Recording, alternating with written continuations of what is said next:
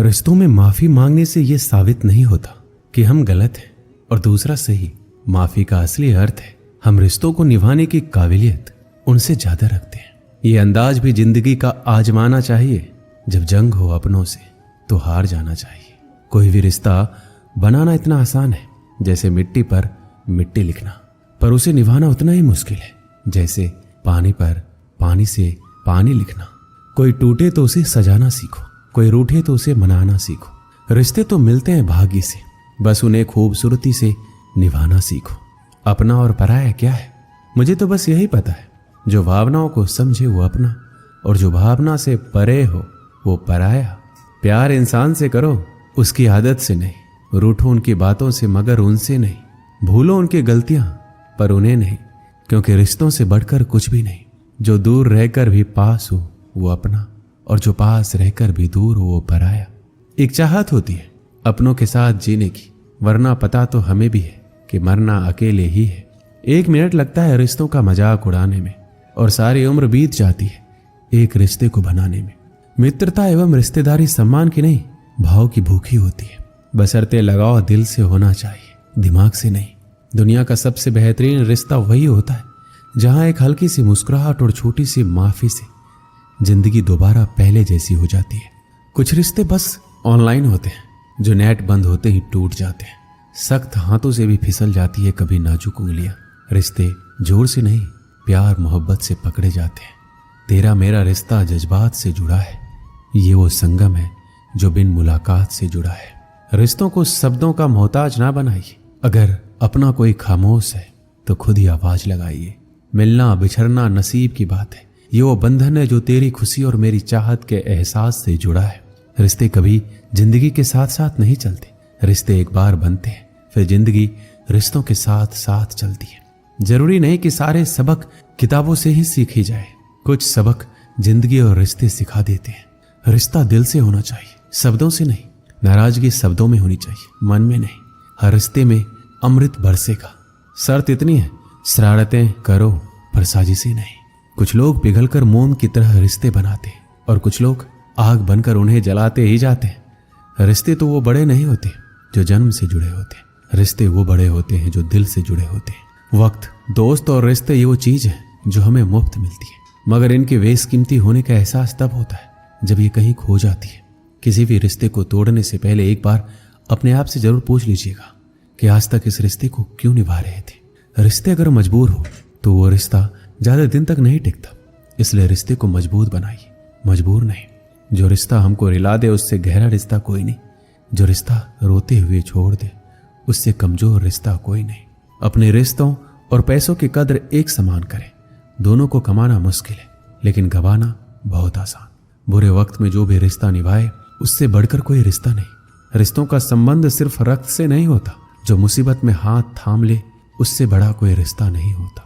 हर रिश्ते में विश्वास रहने दो, जुबान पर हर वक्त मिठास रहने दो। रिश्ता वो नहीं जिसे दुनिया को दिखाया जाए, सच्चा रिश्ता वो है जिसे दिल से निभाया जाए। कभी वो ना मिलने आए तो तुम चले जाया करो। ये रिश्ते हैं, कोई व्यापार नहीं।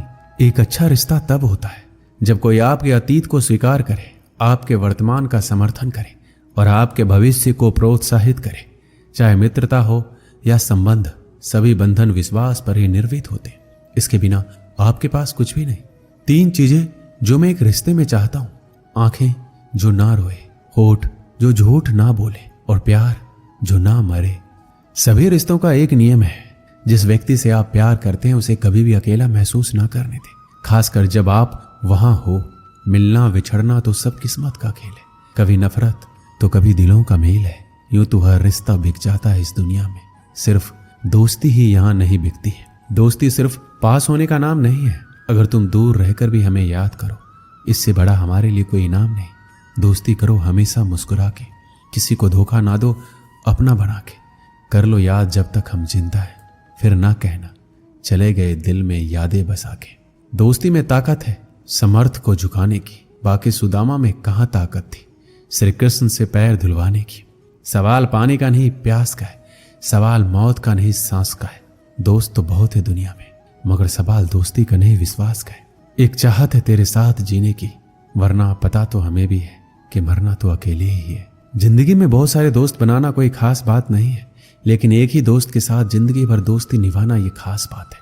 उसके कर्जदार और वफादार रहिए जो आपके लिए अपना वक्त देते हैं, वरना अंजाम की खबर तो कर्ण को भी थी, लेकिन बात दोस्ती निभाने की थी। भूला नहीं हूं किसी को कि मेरे भी बहुत अच्छे दोस्त हैं इस जमाने में, बस थोड़ी सी जिंदगी उलझ पड़ी है 2 वक्त की रोटी कमाने में। अपने दुश्मन को 1000 मौके दो कि वो आपका दोस्त बन जाए, लेकिन अपने दोस्त को एक भी ऐसा मौका ना दो कि वो आपका दुश्मन बन जाए। जब दोस्त तरक्की करे तो गर्व से कहना कि वो मेरा दोस्त है, और जब दोस्त परेशानी में हो तो गर्व से कहना कि मैं उसका दोस्त हूं। एक सच्चा दोस्त कभी आपके रास्ते में नहीं आता जब तक कि आप गलत रास्ते पे ना जा रहे हो। कौन कहता है कि दोस्ती बराबरी में होती है? सच तो ये है, दोस्ती में सब बराबर होते हैं। अनुभव कहता है कि एक वफादार दोस्त 1000 रिश्तेदारों से बेहतर होता है। एक दोस्त के साथ अंधेरे में चलना अकेले रोशनी में चलने से कहीं बेहतर है। हमारा उठना बैठना उन दोस्तों के साथ है जिन्होंने ना कभी परखा ना कभी धोखा दिया। एक सच्चा दोस्त हमारे जीवन में कई रिश्तों की कमी को पूरा कर देता है। ऐसे में हमारा भी ये दायित्व है कि हम भी अपने दोस्त के साथ हमेशा कंधे से कंधे मिलाकर खड़े रहें। दोस्ती की गाड़ी में 2 पहिए होते हैं, और एक भी पहिया अगर रास्ते से भटकता है तो इस गाड़ी को टूटने में वक्त नहीं लगता। इसीलिए आप किसी भी हाल में अपनी दोस्ती के गाड़ी के दोनों पहियों को संभाल कर रखिए। अगर आपकी दोस्ती में कोई भी छोटी मोटी गलतफहमी भी आती है तो भी अपने दोस्त को रूठ कर जाने मत दीजिए। एक आदमी मंदिर में सेवक था। उसका काम मंदिर की साफ सफाई करना था।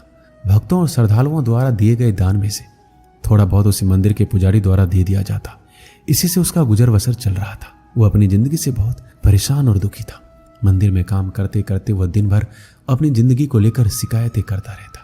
एक दिन शिकायत करते हुए भगवान से बोला, भगवान जी, आपकी जिंदगी कितनी आसान है, आपको बस एक जगह आराम से खड़े रहना होता है। मेरी जिंदगी को देखो, कितनी कठिन जिंदगी जी रहा हूं मैं। दिन भर कड़ी मेहनत करता हूं, तब 2 रोटी नसीब हो पाती है। काश मेरी जिंदगी भी आपकी तरह होती। उसकी बात सुनकर भगवान बोले, तुम जैसा सोच रहे हो वैसा नहीं है। मेरी जगह रहना बिल्कुल आसान नहीं है। मुझे बहुत सारी चीजें देखनी पड़ती है, बहुत सी व्यवस्थाएं करनी पड़ती है। यह हर किसी के बस की बात नहीं है। मंदिर का सेवक बोला, भगवान जी, कैसी बात कर रहे हैं आप? आपका काम आसान ही तो है। आपकी तरह मैं भी दिन भर खड़े रह सकता हूं, इसमें कौन सी बड़ी बात है?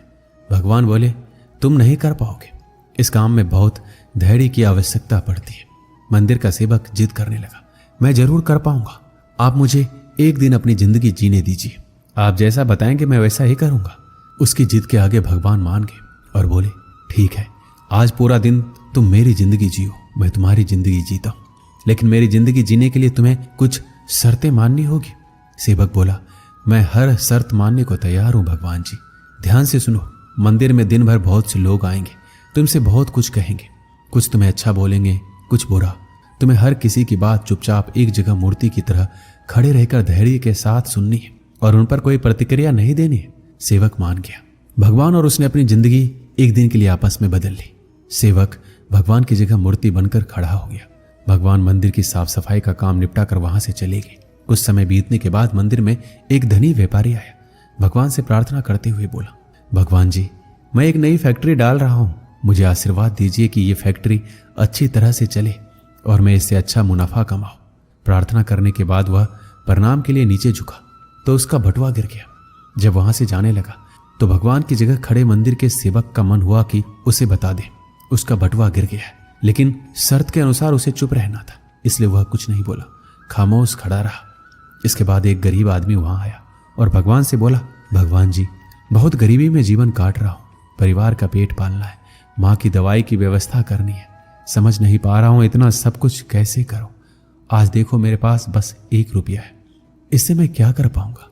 आप ही कुछ चमत्कार करो, मेरे लिए धन की व्यवस्था कर दो। प्रार्थना करने के बाद जैसे ही वह जाने को हुआ, उसे नीचे गिरा व्यापारी का बटुआ दिखाई दिया। उसने बटुआ उठा लिया और भगवान को धन्यवाद देते हुए बोला, भगवान जी, आप धन्य हैं, आपने मेरी प्रार्थना इतनी जल्दी सुन ली।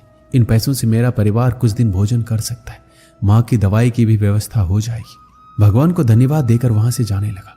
तब भगवान बने मंदिर के सेवक का मन हुआ कि उसे बता दे कि वह बटुआ तो व्यापारी का है, उसे मैंने नहीं दिया, वो जो कर रहा है वह चोरी है।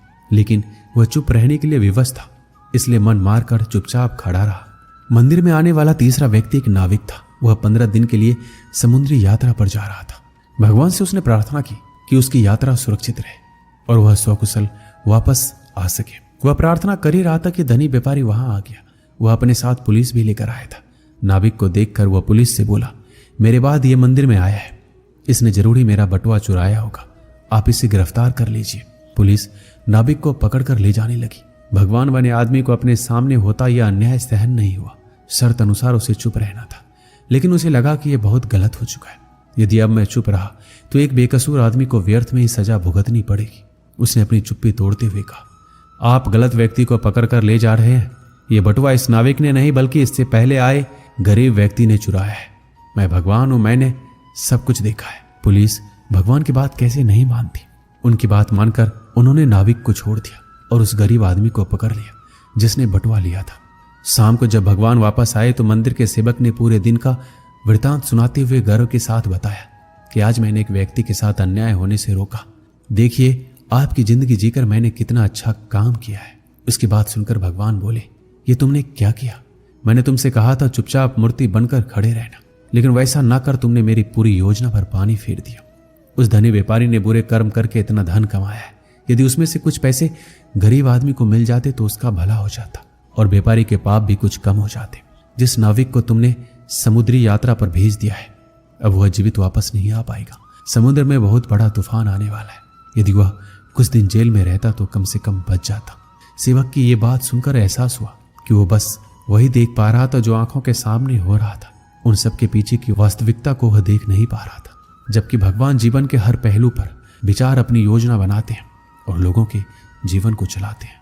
इस कहानी से हमें क्या सीख मिलती है? हम सब भी भगवान की योजनाओं को समझ नहीं पाते। जब हमारे साथ कुछ गलत हो रहा होता है या हमारे हिसाब से कुछ नहीं हो रहा होता है तो अपना धैर्य खोकर हम भगवान को दोष देने लगते हैं। हम ये समझ नहीं पाते हैं कि इन सब के पीछे भगवान का कोई ना कोई योजना छुपी हुई है। ऐसे समय में हमें भगवान पर विश्वास रखकर धैर्य करने की आवश्यकता है। इसलिए चिंता ना करें।